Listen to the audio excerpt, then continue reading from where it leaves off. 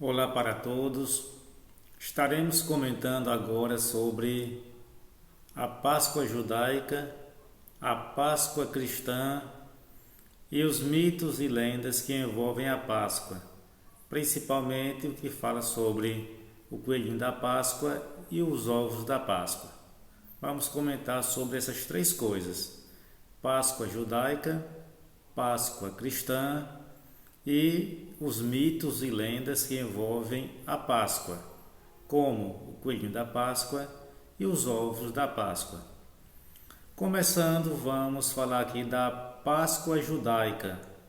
A instituição da Páscoa acontece quando o chamado povo de Deus, os hebreus, eram escravos no Egito e, sob a liderança de Moisés, eles conversam com o faraó e pedem para sair do Egito. E o faraó nega. Este é o episódio tão conhecido, retratado em filmes, em produções da TV e do cinema, como as pragas do Egito. Que as pragas do Egito acontecem porque o faraó impede os hebreus de saírem do Egito. Certo, vamos lá. A última praga do Egito era a morte de todos os primogênitos do Egito. Primogênito quer dizer filho mais velho. Tanto o filho mais velho dos casais do Egito como o filho mais velho dos animais. Todos iriam morrer, a menos que Faraó liberasse o povo hebreu para sair do Egito. Como isso não aconteceu, todos os primogênitos do Egito morreram, menos os hebreus. Por que não? É aí onde entra o papel do líder dos hebreus, chamado Moisés. Deus diz a Moisés o seguinte, isso está no livro do Êxodo, na Bíblia, segundo livro da Bíblia, está lá no Antigo Testamento. E Deus diz a Moisés, eu vou falar aqui resumidamente, não vou comentar todos os detalhes que tem lá no livro de Êxodo. Então Deus diz a Moisés que cada família se reunisse, que se vestisse como se fosse viajar, que amarrasse uma cinta sobre os lombos, que pegasse cajado, que cada família se reunisse, matasse um cordeiro imaculado, um cordeiro sem nenhuma mancha, branquinho, novinho de 1 ano, para fazerem para fazerem uma ceia. Então cada família, dentro de casa, sem sair de casa, iria comer esse cordeiro novinho, iriam comer pães asmos, pães sem fermento, e ervas amargas. Essa seria uma ceia que as famílias fariam. Se por acaso uma família fosse muito pequena, fosse só um casal, ou um casal com apenas um filho, poderia se reunir duas famílias e fazerem essa ceia na casa de um dos dois. Poderia ser, para não desperdiçar alimento. E o sangue desse cordeiro, assim que o cordeiro fosse sacrificado, assim que o cordeiro fosse morto, o sangue do cordeiro ia ser passado nas portas do povo hebreu. Para quê? Para que o anjo da morte, quando viesse, ele passasse por cima dessas casas.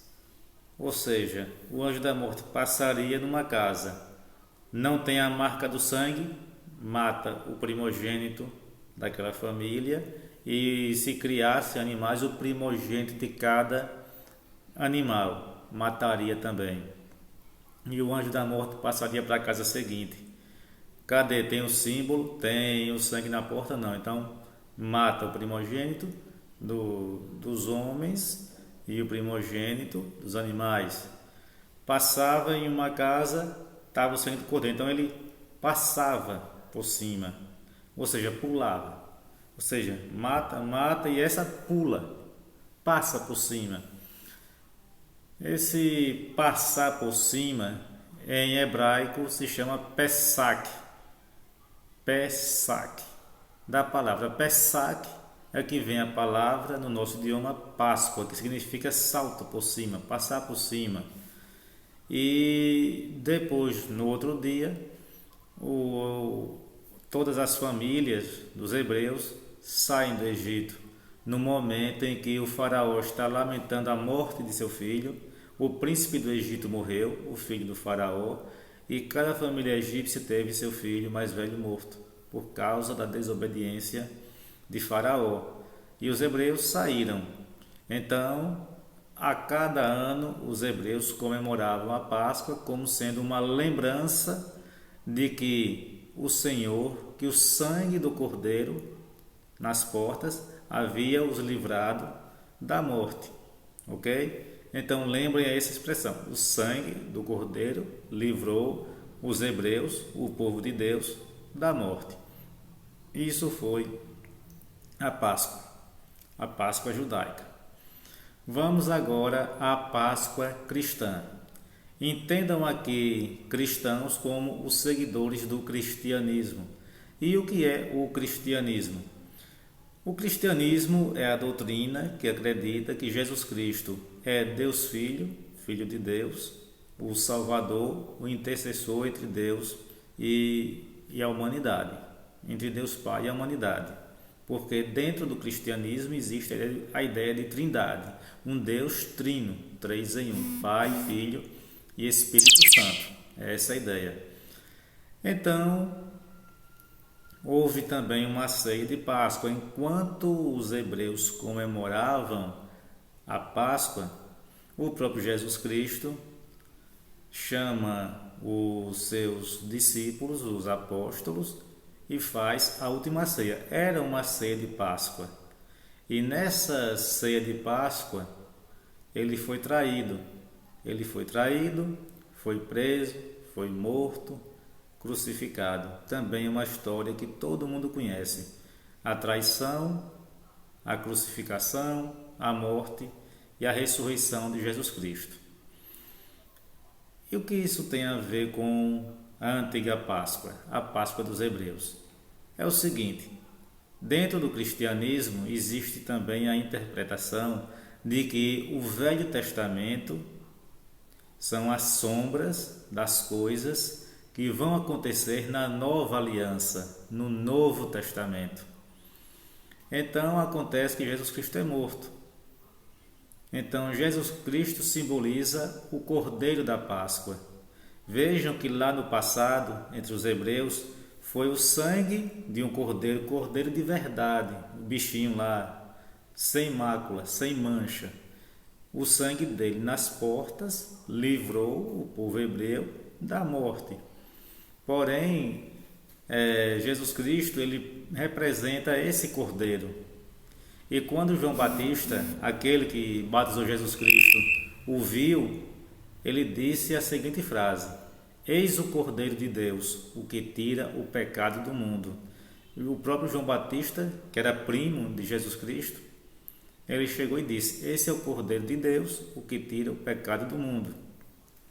Então, já está dizendo que ele era o Cordeiro. Mas só que vamos entender essa parte, já que lá no Antigo Testamento era como se fosse uma coisa simbólica e no Novo Testamento é uma coisa mais literal. O que é que tem a ver um cordeiro sem mancha com Jesus Cristo? Jesus Cristo também é um cordeiro sem mancha, mas sem mancha de pecado.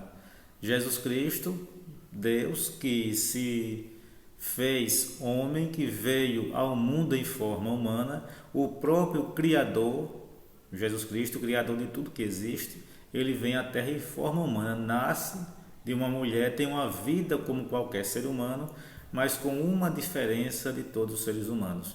Foi o único ser humano que não teve nenhum pecado. Isso é o que representa o Cordeiro sem manchas. E esse Cordeiro sem manchas foi sacrificado, foi morto. E o sangue de Jesus Cristo, o sangue dele que verteu da cruz, também é o que livra os cristãos, aqueles que acreditam, que livram da morte. assim como o sangue do Cordeiro, lá nas portas do povo hebreu, livrou aquele povo da morte, da mesma forma, o sangue de Jesus Cristo, ele livra aqueles que acreditam da morte. Então quer dizer que quem acredita em Jesus Cristo não morre nunca, vai viver 200, 300 anos? Não, não é isso. Essa morte da qual Jesus Cristo livrou a humanidade, aqueles que creem nele, é o da segunda morte. E o que seria a segunda morte diante do cristianismo? A segunda morte é o inferno, o lago que arde com fogo e enxofre, que seria condenação eterna para toda a eternidade. Então, o sangue de Jesus Cristo é o que livra disso aí, da morte. É por isso que a Páscoa, hoje, a Páscoa cristã, não é mais matar um cordeiro e comer esse cordeiro com ervas amargas e vinho e a família ali junta. Não. Essa comemoração os judeus ainda fazem, mas só quem é judeu. Já os cristãos comemoram a Páscoa como sendo a ressurreição de Jesus Cristo, que é a representação da vitória, a vitória sobre a morte. Jesus Cristo venceu a morte para dar vitória também àqueles que creem nele. Por isso que ele morre na cruz, desce às partes mais baixas da terra, como está lá escrito, que para alguns ele desce até o próprio inferno, outros dizem que ele estava apenas dormindo e depois ressuscita. Vai depender muito da interpretação de quem acredita em uma coisa ou outra. E quando ele ressuscita, ele vence. Vence o quê? A morte. Porque é o único ser humano, o primeiro humano a morrer e ressuscitar com o corpo glorificado. Entendam, com o corpo glorificado. Porque a Bíblia vai retratar outras ressurreições, como a do próprio Lázaro, amigo de Jesus Cristo, que ressuscitou, mas ressuscitou para depois morrer. E Jesus Cristo ressuscitou para nunca mais morrer. Ele volta aí agora para o seu local de glória, volta para o reino celeste. Essa é a Páscoa cristã. E o que a Páscoa judaica ou a Páscoa cristã tem a ver com coelhinho e com ovos? A princípio parece que não tem nada a ver. Agora nós estamos aí tratando de lendas de outras regiões, que não é lenda dos hebreus, que não é lenda dos cristãos, até porque hebreus e cristãos vão afirmar que não acreditam em lendas, mas povos de algumas regiões da Europa acreditam em certos ritos de passagem. Guardem essa palavra, essa expressão, ritos de passagem. Passagem de quê? Passagem das estações do ano. Nós temos 4 estações do ano, ok? Primavera, verão, outono e inverno.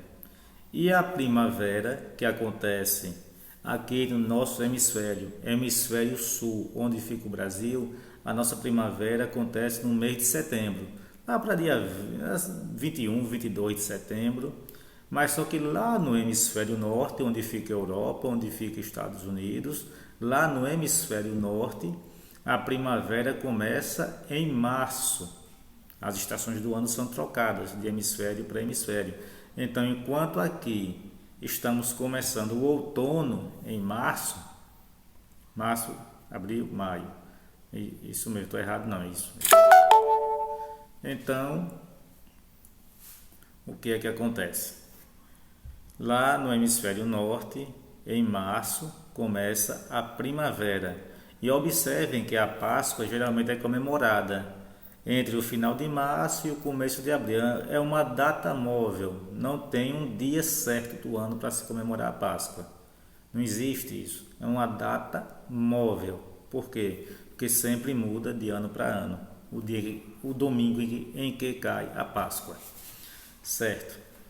E os símbolos de coelho e ovos representam fertilidade, e a primavera é uma estação do ano onde as coisas estão florescendo, porque a primavera ela vem depois do inverno. O inverno onde está tudo molhado, depois de muita chuva, muito frio, e na primavera a natureza volta a florescer. É tanto que a primavera é o tempo das flores, do cheiro de mato, os animais que estavam hibernando estão se acordando, estão voltando. É uma época que a natureza está mais viva, digamos assim. E o coelho, os ovos, representam essa natureza. O coelho representa a fertilidade da natureza. Por isso que ele é um símbolo da Páscoa, do renascimento, da vitalidade da vida, porque é um animal que se reproduz bastante. E nós temos aí também os ovos, que é um símbolo da vida também. O ovo, ele representa a vida, porque répteis e aves vêm ao mundo através de ovos. Mas e essa relação de coelho com ovos, o que tem a ver? Eu passei um texto, enquanto atividade, na semana passada, sobre a lenda da deusa Eostre. Em algumas traduções aparece com o nome Ostara, ou Ostera, ou Eostre, e tem várias outras denominações. É até o nome Eostre que vai dar origem ao nome primavera em inglês, que se escreve Easter. Deve se pronunciar Easter. Como eu não sou bom em inglês, eu não sei se a pronúncia correta seria essa, mas se escreve Easter, que vem de Ostera. Diz a lenda que a deusa Ostera, que era uma deusa lenda, não vão misturar isso aí com o cristianismo nem com o judaísmo, pelo amor de Deus. É uma lenda de povos celtas, povos da Europa. Povos celtas que viviam mais ou menos onde hoje é a França e a Inglaterra, por ali, por aquela região. Segundo eles, a deusa Ostera ou Eostre, tanto faz, gostava muito de crianças e de diverti-las. E para agradar as crianças, ela pega um pássaro e transforma ele em coelho. Para divertir, para as crianças acharem bonitinho, ficarem ali se divertindo. Repito, gente, isso é uma lenda. Então, depois disso, as crianças notaram que o coelho estava triste, porque agora, ao invés de ser um pássaro livre que poderia voar para onde quisesse, agora era um coelho que vivia na terra em tocas úmidas e cheias de minhocas. Não era mais uma vida agradável. Mas só que a deusa Ostera não podia mais fazer nada, porque os poderes dela eram incompletos fora da primavera. Teve que esperar até a primavera do ano seguinte para destransformar a lebre ou o coelho. Em algumas traduções é lebre, em outras é coelho, mas é um animal bem parecido com o outro. A lebre e o coelho são da mesma espécie, digamos assim, não é? Então, por pouco tempo ela consegue destransformar e agora o coelho, voltando a ser pássaro, põe ovos. Põe lá uns ovos e quando o poder de Eostre se acaba, quando passa a primavera e ele volta a ser coelho de novo, ele pinta os ovos, esconde os ovos para as crianças procurarem, dando início à brincadeira da caça aos ovos da Páscoa. Então, é essa a história do coelhinho da Páscoa e dos ovos da Páscoa. Também como a história do coelho e dos ovos são de povos celtas, de povos pagãos que viviam na região, como eu já disse, França, Irlanda, Inglaterra, por ali. Eles praticavam rituais de bruxaria, de feitiçaria, coisas comuns de povos pagãos. E geralmente as feiticeiras de Ostera ou Eostre praticavam adivinhações abrindo uma lebre no meio. Abria a lebre, pegava as entranhas e com as entranhas da lebre ou do coelho, elas recitavam a seguinte frase: lebre de Ostera, que sorte suas entranhas trazem para mim. Alguma coisa do tipo. Ou lebre de Ostera, o que suas entranhas trazem para mim? Que é de onde vai sair a musiquinha. Coelhinho da Páscoa que trazes para mim. Um ovo, 2 ovos, 3 ovos, assim para mim, sei lá. Essa musiquinha infantil aí, que ela vem de uma invocação de feitiçaria, das feiticeiras de Ostera ou Eostre. Então essas são as 3 histórias da Páscoa. A Páscoa dos judeus, que vai representar o livramento que Deus deu aos hebreus lá no Egito, mandando que eles matassem o cordeiro, passassem o sangue na porta, comessem o cordeiro com ervas amargas e no outro dia fossem embora, porque o anjo da morte não ia matar os primogênitos deles. Então foi um livramento.